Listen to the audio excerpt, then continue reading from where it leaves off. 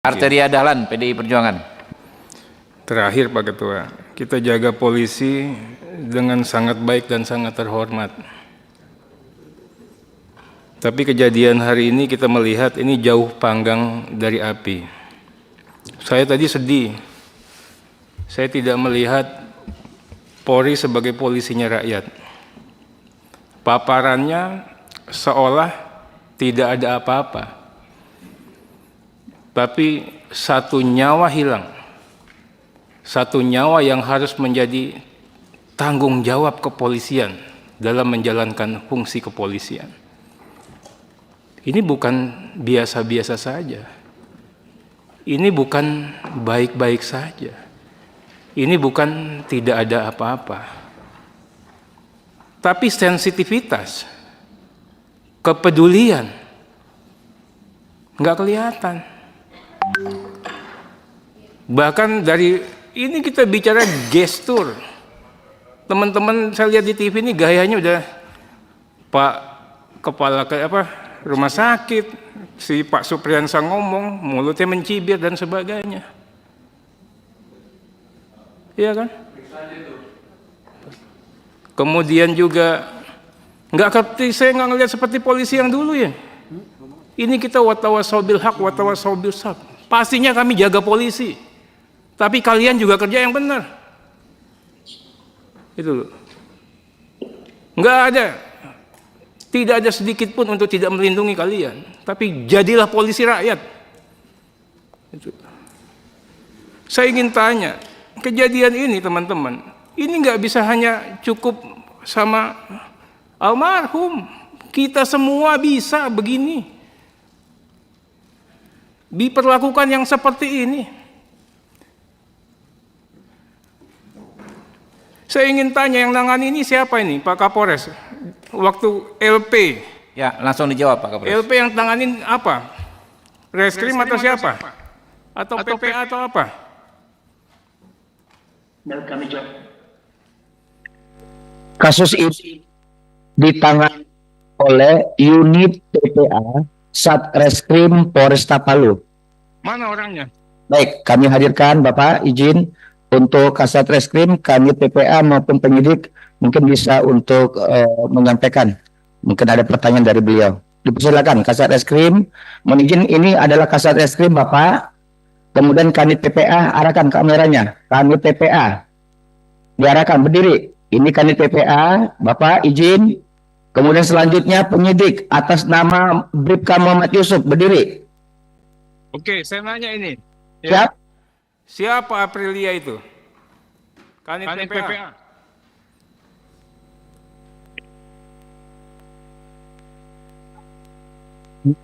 Siapa Aprilia? Pelapor itu siapa?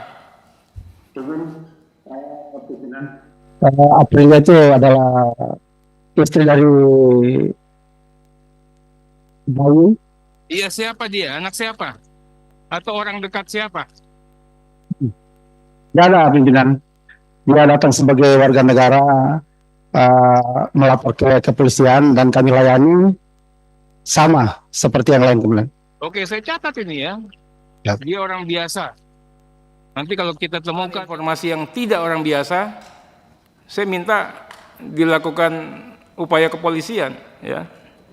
Kemudian laporannya seperti apa itu KDRT-nya, pasal 44 itu?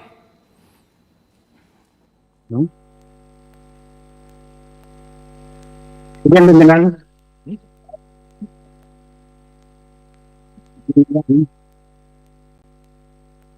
Seperti apa, Pak? rumah tangga. Perbuatan materialnya seperti apa itu? Dia tidak paham. Siap. Siap. Kekerasan dalam rumah tangga, pimpinan. Iya, kekerasan dalam rumah tangganya apa? Karena kan tadi nanti bicaranya, nanti kita bicara tanggal 2 ini. Siapa? Siapa dia? Dia bukan dia pukul dia. Hah? Pimpinan. Kalian tahu nggak? Perbuatan material apa ini? Nggak tahu. Oke, saya lanjut ini karena kita butuh cepet-cepet lah. Ya. beliau almarhum ini datang, ditangkap apa dia datang ke kantor polisi?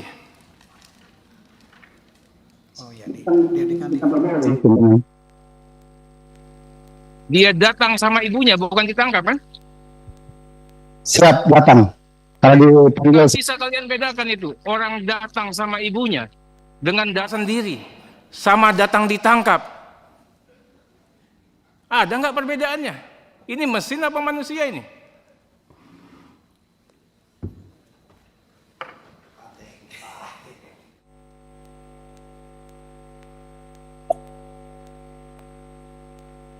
Oke. Diperiksa jam 10. Kemudian dilakukan penahanan jam 21 malam.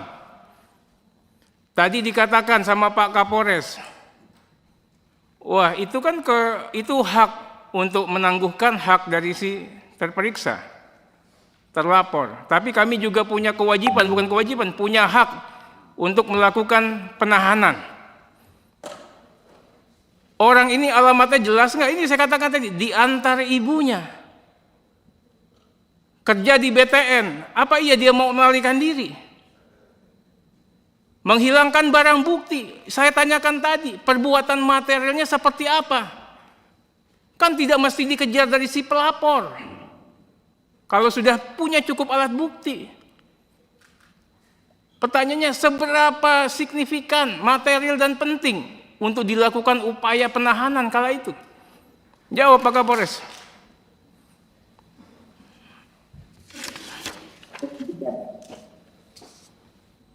Kami sampaikan surat penangguhan yang diajukan oleh ibu kandung yang bersangkutan. Tolong ditampilkan.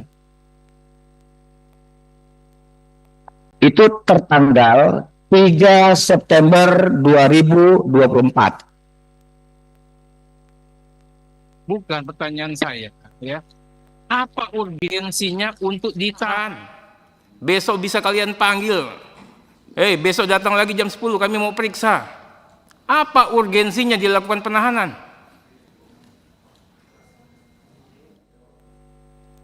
Izin kami sampaikan terkait dengan masalah penahanan ataupun ditangguhkan, kami sampaikan lagi kepada forum ini Bapak, itu adalah keyakinan kami terhadap tersangka.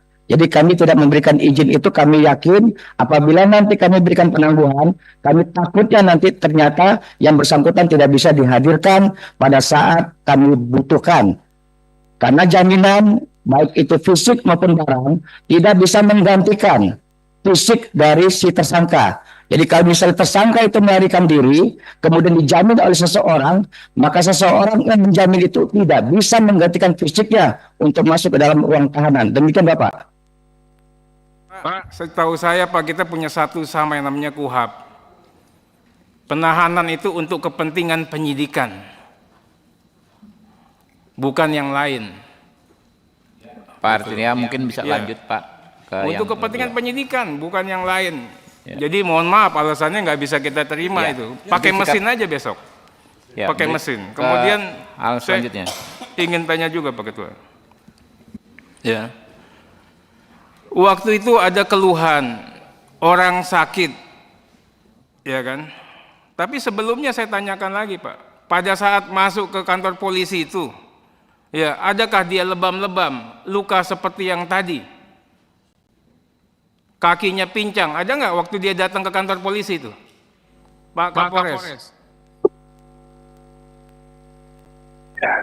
Mohon izin Bapak, saat yang bersangkutan yang dimaksud oleh Bapak itu dalam keadaan sehat Bapak, izin. Sehat semua. Pada saat di dalam ruang tahanan itu tiba-tiba kakinya pincang.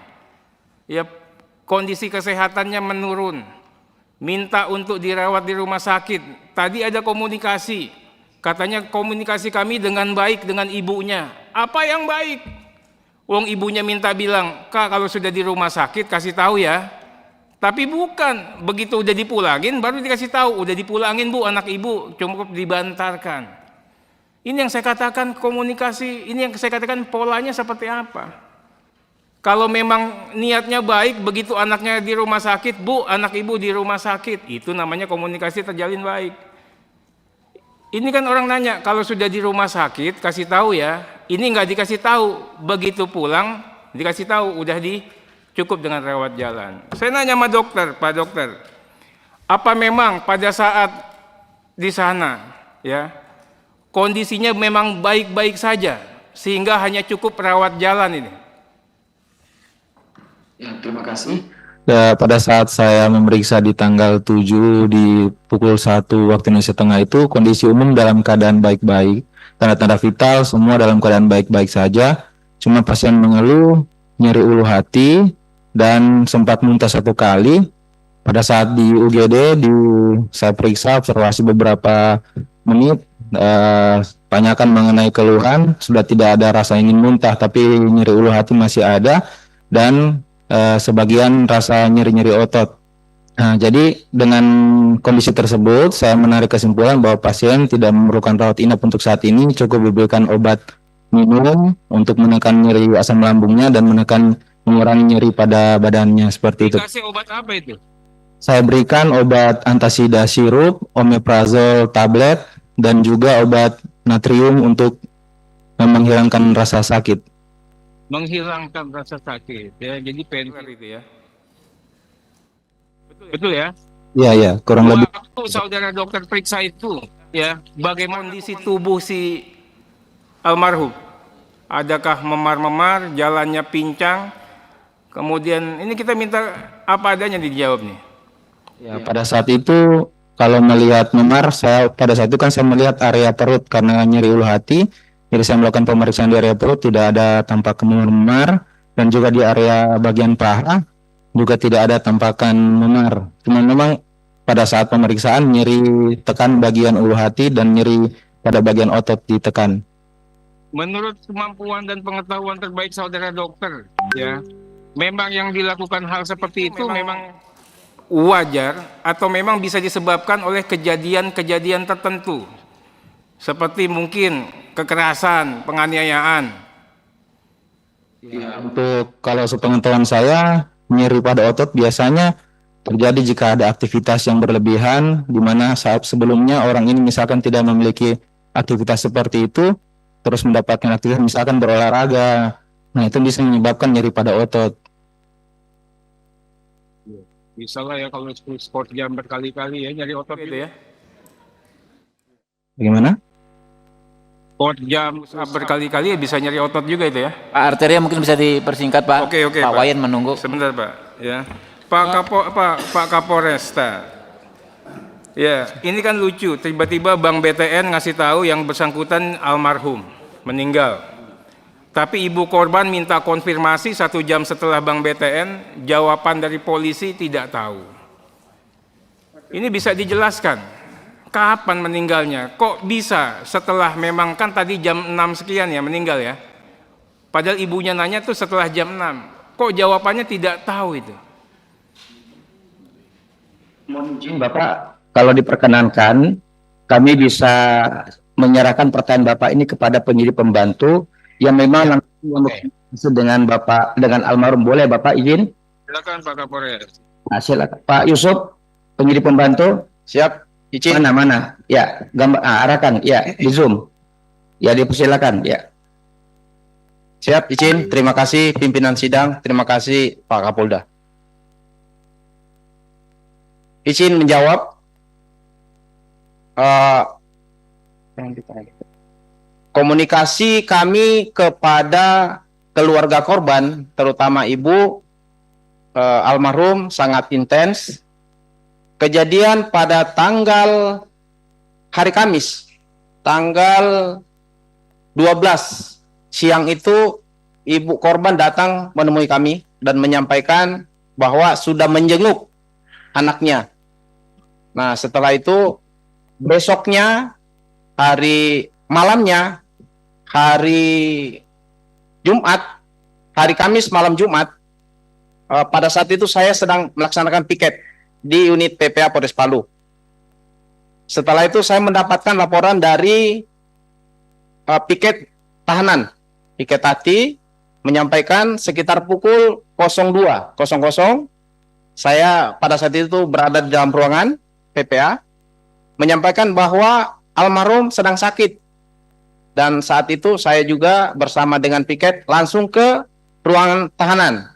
Setelah mengecek, ternyata memang sakit, sehingga kami mengevakuasi, membawa almarhum ke Rumah Sakit Bayangkara. Setelah sampai di Rumah Sakit Bayangkara, kami menjaga sampai selesai.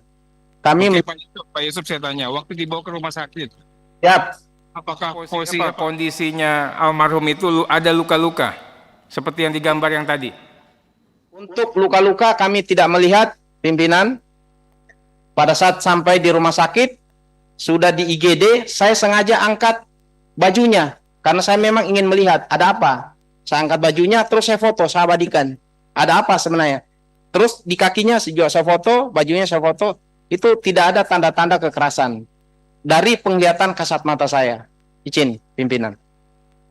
Jadi saya tanya ulang ini ya, begitu diangkat, pada saat kan saudara saksi yang mendampingi ya? Ya.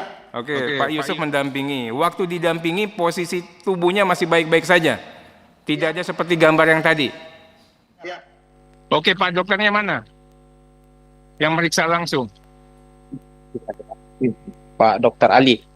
Pak dokter, waktu dibawa sama Pak Yusuf, itu kondisi almarhum masih seperti yang dikatakan Pak Yusuf, memang abad atau memang ada yang seperti disampaikan Pak pengacara ini? Menuju pada saat diantar ke IGD memang sudah sesak hebat ya. Jadi pada Luka-luka dan sebagainya itu. kalau luka nggak ada yang saya dapat di IGD.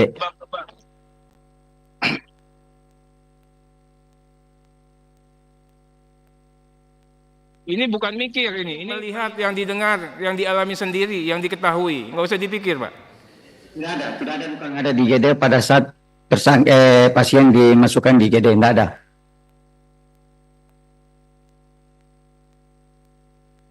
Pak Ketua, ini saya minta diotopsi ulang lah, kan kita juga samping berprasangka nggak enak ini. Cukup Pak Oke. Ketua. Enggak, Pak Wayan.